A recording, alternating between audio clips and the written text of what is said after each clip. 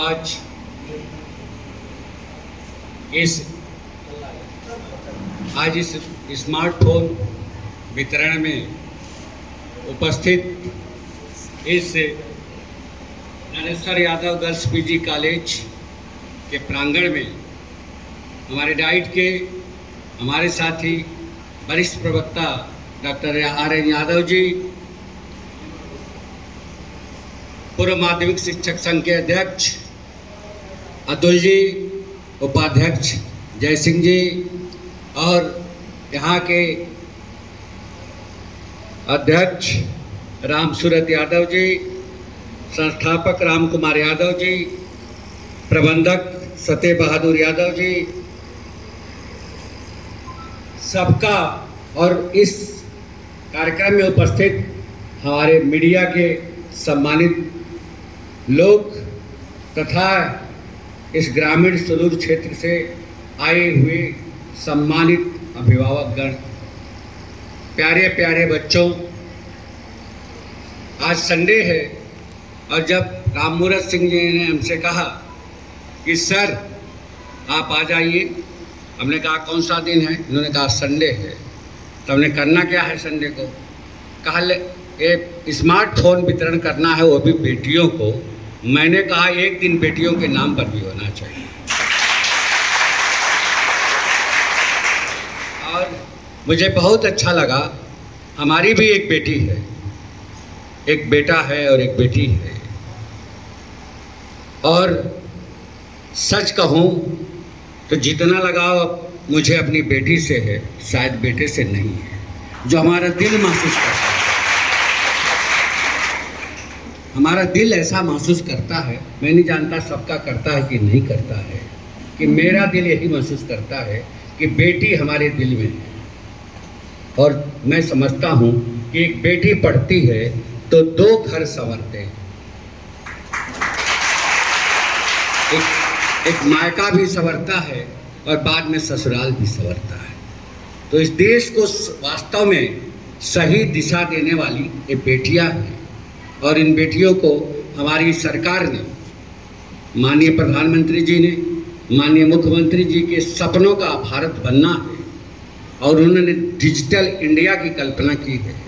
और आज स्मार्टफोन आपके हाथ में मिलेगा तो निश्चित रूप से मैं आपसे निवेदन करूंगा, अपनी बेटियों से निवेदन करूंगा कि इसका उपयोग सार्थक होना चाहिए, निरर्थक मत करिए।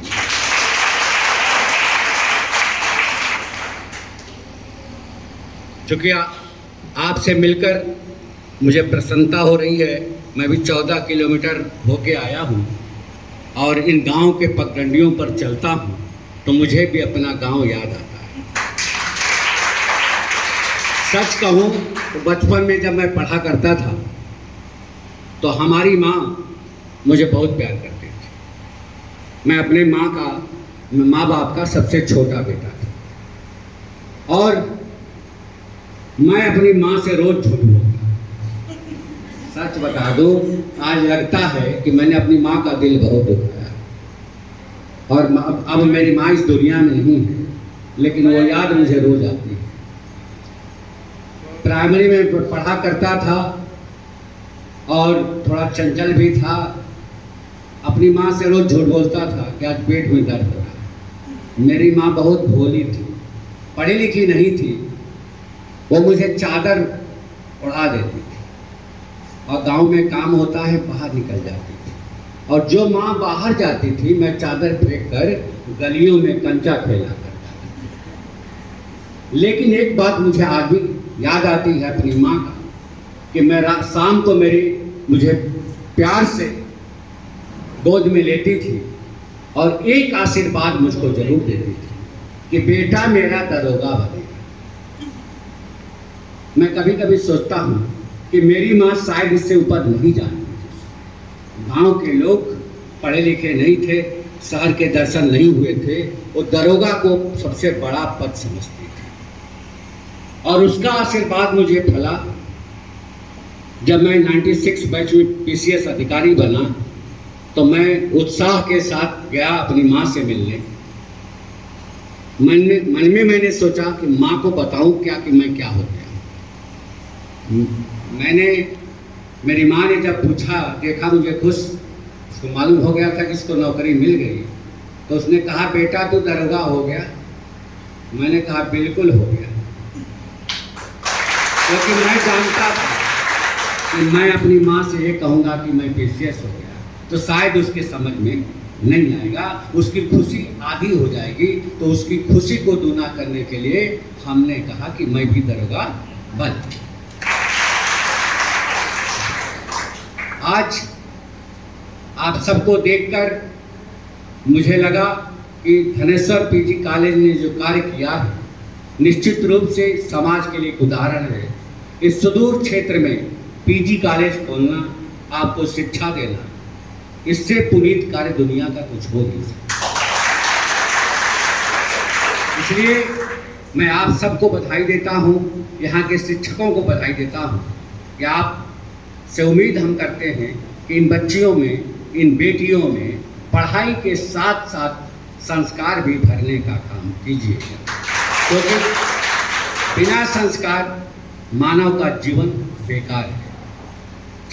हम नहीं चाहते कि हमारे बच्चे केवल किताबी कीड़ा बने। हमें यह ज़रूरत है कि उनको सामाजिक परिवेश से परिचय भी कराया जाए, ज़रूरत है कि उनको अपनी संस्कृति और सभ्यता से भी अवगत कराया जाए। और जब इसका प्रतिबिंब नहीं आएगा इनके अंतर्गत तो ये आगे नहीं बढ़ेंगे। मैं चूँकि उतने दूर से आया हूँ तो मैं एक आपके लिए कविता पढ़ता हूँ, सुनिए, क्योंकि यहाँ बहुत लोगों ने कविताएं पढ़ी, हमें अच्छा लगा।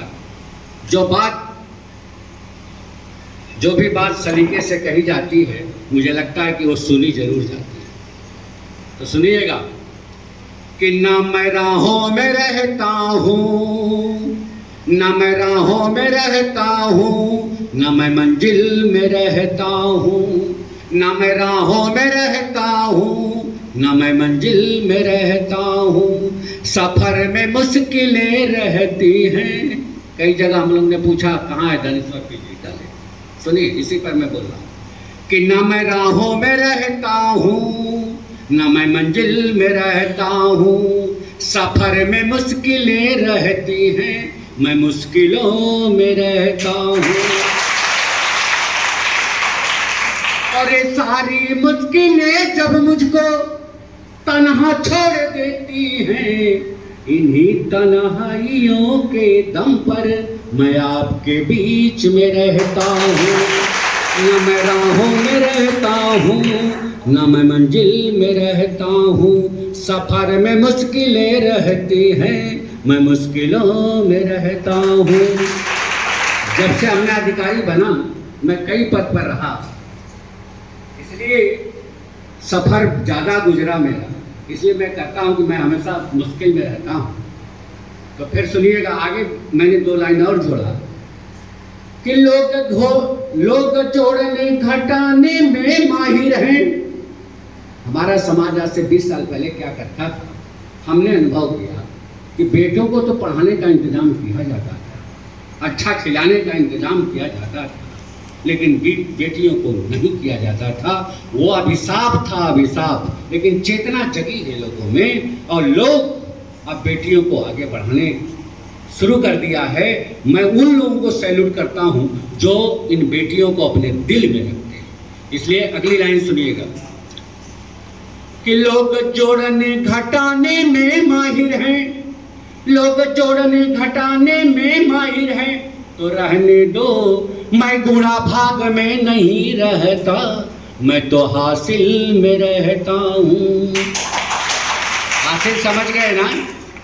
भाग देते हो तो जो हासिल आता है वही है, जिसके साथ जोड़ो उसी की वैल्यू बढ़ जाएगी। फिर से सुन लो, इसको समझ में आ गया कि नहीं? हासिल मैंने क्या कहा कि लोग जोड़ने घटाने में माहिर हैं, तो रहने दो, मैं गुणा भाग में नहीं रहता, मैं तो हासिल में रहता हूँ। तो आपको इस लैपटॉप या जो भी स्मार्टफोन मिल रहा है इसका सदुपयोग कीजिएगा। और आज मैं एक कविता पढ़ के जा रहा हूँ जो हमको सबसे खूबसूरत लगती है कि इसकी हर लाइन आपको एक संदेश देगी और उस संदेश को जीवन में जरूर उतारिएगा। और अगर उतारेंगे आप तो सफलता आपके आगे आगे दौड़ेगी, ये मैं जानता हूँ, क्योंकि हम भी किसी किसान के बेटे हैं, गांव के रहने वाले हैं। हम तो कभी सोचे ही नहीं थे कि इतने बड़े पद पर आसीन हो जाएंगे, लेकिन तो मैं चाहता हूँ कि गांव का हर बच्चा IAS और PCS का सपना देखे, गांव का हर बेटी आगे बढ़ने को सोचे और परिवार के साथ आगे की सोच रखे कि करना क्या है। तो इसलिए इस कविता को ध्यान से सुनिएगा, और बीच बीच में जब हम कहेंगे तो ताली भी बजा लेना, कोई दिक्कत नहीं। आज संडे है ना, आज कोई प्रोटोकॉल नहीं है। संडे नहीं होता तो तमाम प्रोटोकॉल होता, कोई बात नहीं। सुनिएगा। नदिया धीरे धीरे बहना नदिया, आज नदी बन जाना है आगे। नदिया धीरे धीरे बहना नदिया, घाट घाट से कहना नदिया। नदिया धीरे धीरे बहना नदिया, घाट घाट से कहना नदिया। मीठी मीठी है मेरी दार, खारा खारा सारा संसार। नदिया धीरे धीरे बहना नदिया, घाट घाट से कहना नदिया। मीठी मीठी है मेरी दार, खारा खारा सारा संसार। नदिया धीरे धीरे बहना नदिया, घाट घाट से कहना नदिया। सुनिएगा, नदी पहला संदेश आपको दे रही है, सुनिएगा कि तुझको बहते जाना है, सागर का घर पाना है। तुझको बहते जाना है, सागर का घर पाना है। सागर से पहले तुझको गागर गागर जाना है। सागर की बहना नदिया, गागर से कहना नदिया। सागर की बहना नदिया, गागर से कहना नदिया। गति में है जीवन का सिंगार, बांधो ना पाँवों में दीवार। नदिया धीरे धीरे बहना नदिया, घाट घाट से कहना नदिया। मीठी मीठी है मेरी दार, खारा खारा सारा संसार। नदिया धीरे धीरे बहना नदिया, घाट घाट से कहना। दूसरा संदेश सुनिए।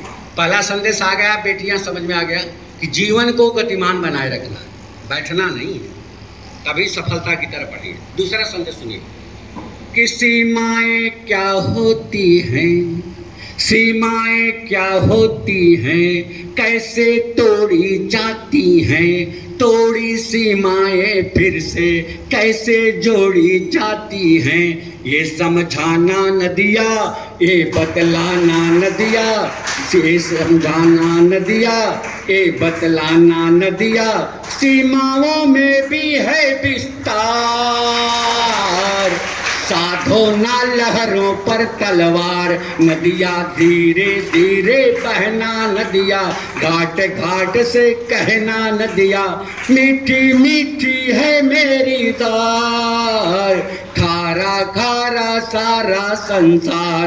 नदिया धीरे धीरे बहना नदिया, घाट घाट से कहना। अगला संदेश सुनिए, सुनिएगा अगला संदेश। दूसरा संदेश की सीमाएं बाधा नहीं हो सकती। हम सीमाएं तोड़कर भी बाहर आगे निकलेंगे, तभी हम सफलता की तरफ बढ़ेंगे। मैंने इसलिए कहा कि आज से 20 साल पहले हम लोग अपनी घर की महिलाओं को बाहर तक नहीं निकलने देते थे।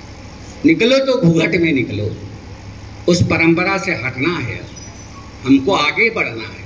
इसलिए सुनिएगा, तीसरा सुनिएगा। आप कोई भी कंपटीशन देते हो बड़ा मुश्किल लगता है, लेकिन जुनून जिस दिन हो जाएगा वो आसान हो जाएगा। सुनिए कि रास्ते मुश्किल होते हैं, रास्ते मुश्किल होते हैं, फिर भी हासिल होते हैं। रास्ते मुश्किल होते हैं, फिर भी हासिल होते हैं। बहते पानी के संग संग प्यासों के भी दिल होते हैं। बहना नदिया बस बहना नदिया, सब कुछ सहना नदिया, सब पर लुटाना अपना प्यार, कहना इसको कहते हैं धार नदिया। धीरे धीरे बहना नदिया, घाट घाट से कहना नदिया, मीठी मीठी है मेरी धार, खारा खारा सारा संसार। नदिया धीरे धीरे बहना नदिया, घाट घाट से कहना। अगला संदेश सुनो। अगला संदेश जरूर याद रखना। जीवन के लिए सफलता का मंत्र हमारा इस छंद को याद रखना है कि प्रचलित गतियों से बचना। जब माँ बाप कहते हैं कि ऐसा नहीं सर, सुनिए उस पर कि प्रचलित गतियों से बचना, अपना पथ खुद ही रचना, अपनी रचना में तुमको छलकेगी गंगा जमुना, अपना पथ अपना होगा, फिर अपना रथ अपना होगा, फिर अपनी ही होगी ये रफ्तार, अपनी कश्ती अपनी पतवार। नदिया धीरे धीरे बहना नदिया, घाट घाट से कहना नदिया, मीठी मीठी है मेरी धार, खारा खारा सारा संसार। नदिया धीरे धीरे बहना नदिया, घाट घाट से कहना। और आखिरी संदेश सभी लोग सुने, मार्मिक संदेश है। मैं सोच के इसको मैं पढ़ता हूँ कि इस दुनिया में हम सब अमृत पी कर नहीं आए, यही रहना है, लेकिन जितना दिन रहना है अच्छा करना है, क्योंकि आने वाली पीढ़ी कम से कम याद तो करे। इसलिए सुनिएगा, सबके लिए, हर कार्य हर क्षेत्र के लिए सुनिए। जब तू सागर के घर जाना तो पड़ेगा, जब तू सागर के घर जाना, थोड़ा सोना सुस्ताना, स्थिरता का क्या सुख है, इसके तहत कभी जाना, किरणें सर पर नाचेगी, सूरज का खत बाँचेगी, किरणें सर पर नाचेगी, सूरज का खत बाँचेगी, खत में होगा जीवन का सार, फिर लेना तू बादल का अवतार। नदिया धीरे धीरे बहना नदिया, घाट घाट से कहना नदिया, मीठी मीठी है मेरी धार, खारा खारा सारा संसार।